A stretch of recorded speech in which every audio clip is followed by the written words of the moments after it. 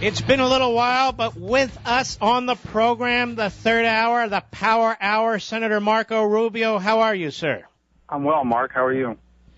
I'm doing very, very well. You sound a little glum. You all right? No, I'm not. I'm doing well. Just obviously concerned about the news and national security issues and all of that. But I appreciate the chance to come on the air with you. Well, let's talk about that. We know what we're not going to talk about, the I word. I'm just not in the mood for that. All right. Let's talk about national security. One of the things that concerns me, Senator, quite frankly, is how much information's on the public record. And by the way, we have even more information tonight on the public record about the actual communication. They're saying from what is his name, Zakawi, to some other name I can't pronounce. The guy in Yemen, his operative. Well, look, Al-Qaeda in the Arabian Peninsula, as it's called, which basically, when they talk about that, they're talking about the Yemeni branch, continues to be very dangerous. And interesting, a couple, I don't know when it was, maybe 6 weeks ago, 8 weeks ago, the president gave a speech where he said all wars must come to an end, and so must this one. Apparently no one's told that to Al-Qaeda, who continues to view themselves at war not just with the United States, but with the West. And, recent developments highlight that. This is still a very dangerous world. We are still involved in a war on radical Islamic terrorism. Obviously, despite the president's efforts to close Guantanamo, despite the fact that George Bush is no longer president, all the reasons he used to say why we were having trouble in that part of the world, we still have trouble in that part of the world because these are radical, violent, hateful elements who continue to want to kill Americans wherever they can get their chance. And so this is a reminder of that. And we should take it very seriously, and I'm glad authorities are. And I'm glad they are, too, but all this leaking on the public record, there's an awful lot of it out there. Yeah, that's concerning. And it's concerning not because the American public doesn't deserve to know. Clearly, there's an imminent threat to the country, whether here or abroad. People should know that so they can take precautions. I know some of the problems in the past is that when these issues came up, they warned diplomats not to travel, but they didn't tell the American public that. On the other hand, I am concerned that with all this talking going on, we're giving away some of this information that could very well have, be giving away the message by which we acquired it, or even perhaps impeding the ability to catch these guys or to get them before they get us. So I am concerned about that. It's a fine line, but there's a lot of information out there that I think perhaps has gone beyond what you hope intelligence folks would be out there sharing. Don't you think it's odd that I know the president had a meeting on Saturday about this, but then he goes and he plays golf? I mean, isn't that weird? I mean, it's weird to me.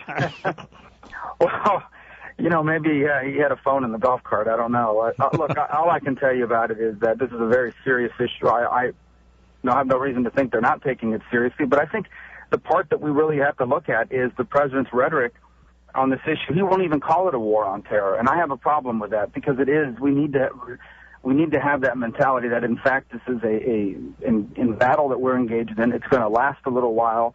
These guys are not going out of business. They've reconfigured themselves and reconstituted themselves in different ways, and they continue to be a very serious threat to our way of life in the long term. I mean, these are radical crazies who are looking for ways to kill innocents. And they see that as a way to further their agenda. And we should not be in any way deluded into thinking otherwise. And I fear that this administration sometimes, in the rhetoric that they use, makes it sound like this thing is over. It's not over.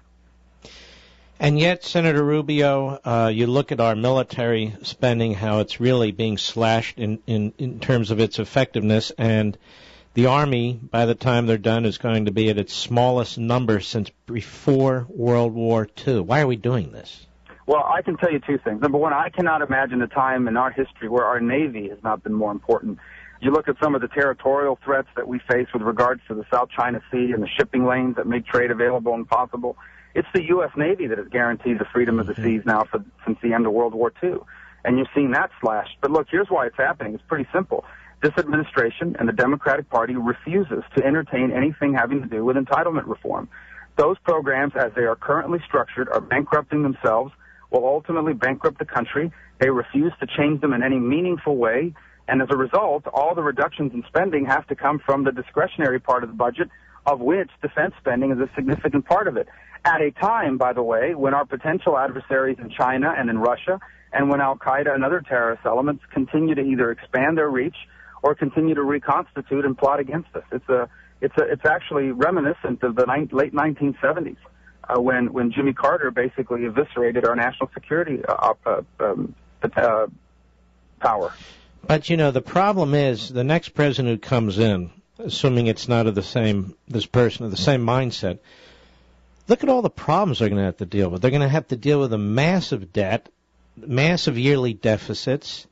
They're going to have to deal with a very sick economy, and they're going to have to rebuild our military. You know, Reagan had to do all this too, but we're so deep in the hole right now, it's just going to be much harder. It's going to be harder for two reasons. One, because the debt is over, approximating $17 trillion. It'll be higher than that by the time this president's done in 3.5 years. You compound that with all these changes that have gone on in the global economy, which is a challenge to begin with, and then you add to that this additional entitlement of ObamaCare that's been put in place. When that thing starts to kick in, I mean, we've never seen a program like that. Not even Jimmy Carter expanded government to that level the way ObamaCare will do. And that's why I've been, so engaged in trying to defund it and stop it here in September when we get back. Because I honestly believe that once this thing starts taking root, it's going to be very, very difficult to undo some of these things. Some of the harm could potentially be irreparable. What happens to senior citizens when this thing kicks in, by the way? Well, let me give you one example. One of the reasons why I've become so increasingly passionate about this issue. Florida, my home state, has a lot of senior citizens. There's a program called Medicare Advantage. It's one of the few choice programs out there available to seniors. You basically sign up, and a private insurance company manages your care. And in order to compete for your business, they have all kinds of value-added stuff, maybe transportation, but the outcomes are good. The outcomes under Medicare Advantage are very good. They've had really good outcomes because the patients have control over their health care, and there's an incentive to keep them healthy. That is going to be hurt badly. $11 billion this year alone will be taken out of that program. So come October of this year, senior citizens on Medicare Advantage, my mom being one of them, will get a benefits letter from their company, and it will basically outline the things they used to get that they will no longer get under their Medicare Advantage program. That's just one example we could spend 3 hours on this program talking about all the impacts that Obamacare is going to have on the working class, on the middle class, on small businesses, but on seniors with regards to Medicare Advantage. This takes hundreds of billions of dollars out of Medicare Advantage, not to save Medicare, but to fund this new entitlement called Obamacare. And I'm told Medicare providers are not allowed to tell patients what the cause of this is, that it's Obamacare. Is that true? That's correct. Do you know? That's right. There's a gag order in place. They're not even allowed to talk to them about it right now. What they're allowed to do come October, whenever they send out their benefit letter, is basically explain to seniors, here's your new benefit package. Compared to what you used to get, you'll no longer get transportation. You'll have a higher co-payment. You'll have more out-of-pocket expenses. And at that point, obviously, you know what the playbook is, right? The Obama administration will turn around and say, well, that's the greedy insurance companies. And that's because HHS has issued basically a gag order. But the fact of the matter is that it is directly related to Obamacare. Another thing is some of these companies are going to drop out of the Medicare Advantage business, which means less competition. Maybe seniors have an existing doctor that knows their case history and they're comfortable with that doctor. They may not be able to continue to see that doctor if they get thrown onto another company or they lose Medicare Advantage. I mean, it is an epic disaster from every perspective, not just in the Medicare part, but all the impact it's having to our economy right now. So why can't we get more Republican senators to join you and Mike Lee and Ted Cruz and Rand Paul and a handful of others? I'm not sure the answer to that. I really don't. I mean, I think there's a question about whether we can be successful on it, and people think maybe tactically it's not the best approach. But let me stop you there. If you thought when you decided to run for the Senate in the Republican primary, the way these Republicans think when it comes to every damn battle they're involved in, you never would have run. Yeah, and here's what I would add to that. There has to be some issue at which we say, look, and this is the issue where we draw the line. I mean, we understand about all these other things, but there's an issue where you got to draw a line in the sand and say, this is it. I mean, on this issue, we're willing to fight no matter what the consequences, politically or otherwise. If that issue is not Obamacare, I can't understand what issue it would be. And that's the point I've tried to make. Of all the issues out there, if there is one issue that I think we should be willing to go to the limit on, this is it. I mean, you look at the impact this thing's going to have beginning October 1st. On every aspect of our economy. I mean, there literally is no aspect of our economy that's not negatively impacted by Obamacare. And if that's not an issue we're willing to fight to the end on, I just don't know if there is such an issue that we'd be willing to do that on. Well, what do you say to the Republican establishment that says, well, look, all you can do is cut discretionary spending. You can't actually stop the entitlement itself?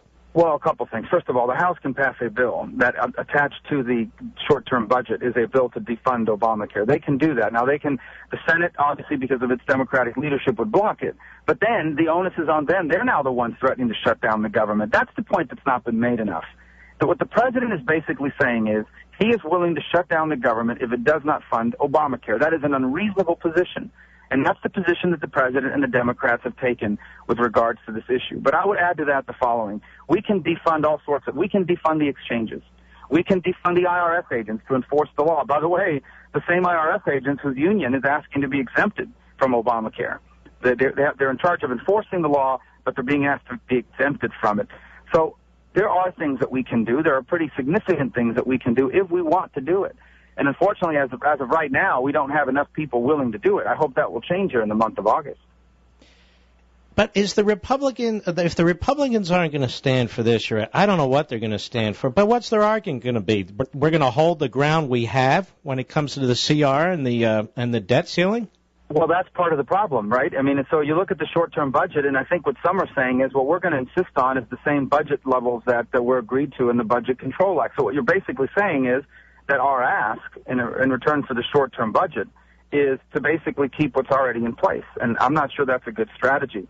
But beyond that, I would say, how can you, look, I'm not attacking anyone directly. All I'm saying is you cannot say that you are against Obamacare if you're willing to vote for a law that funds it.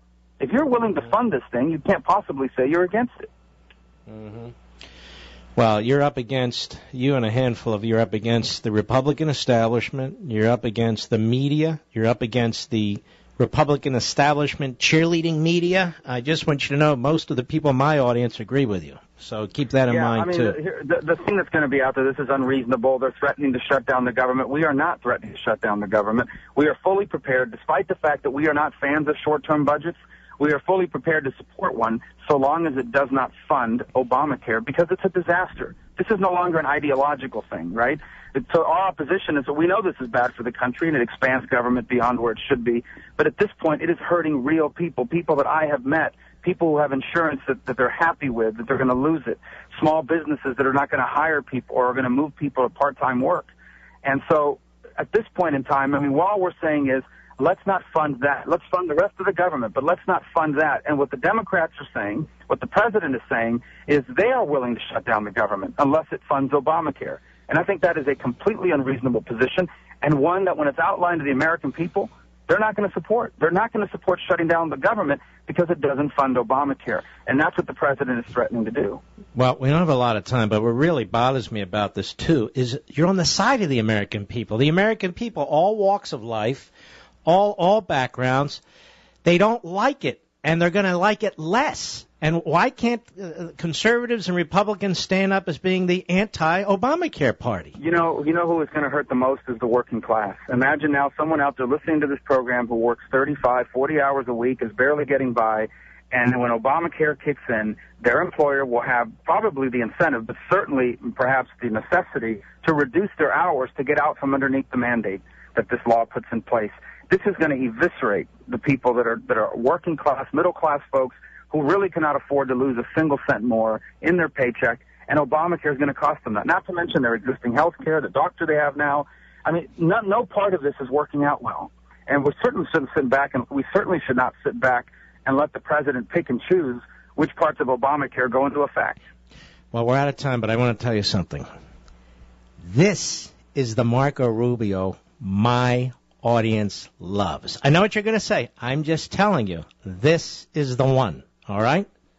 Well, good. I mean, that's what look, at the end of the day, Mark, I mean, what I told people about Obamacare is I understand the ideological arguments behind it, but over the last month and a half, I can't tell you how many real people I've come face-to-face with, including people that voted for Obama, who are just panicked by what this is going to do to them as they're finding out about it. My heart breaks for these people. It is not their fault that this is happening to them, and we've got to do something. We can't let this thing go in. All right. Well, God bless. Thank you very much, and keep fighting on this. We'll back you up. We will. Thank you. All right. Take care.